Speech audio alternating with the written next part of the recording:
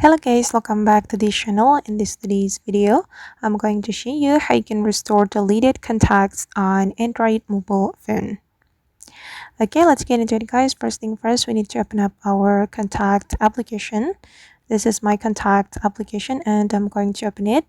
And let's say that I accidentally delete some contacts in this Android mobile phone. I'm going to delete this contacts. Okay, I'm just going to click on delete. All right, and as you can see that the contact have been deleted, and if we want to restore the deleted contact, we need to go to the trash. You can click on these three lines and then you're going to go to the trash.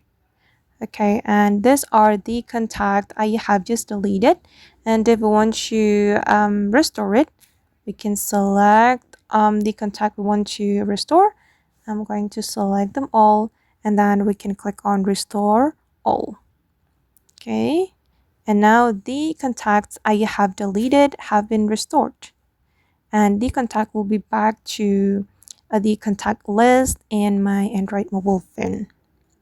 Alright guys, and that's all the way to restore deleted contacts on Android mobile phone. I hope this video will be useful for you. Thank you so much for watching, and if you found this tutorial useful, don't forget to hit the like button, leave your comments, and also subscribe to the channel.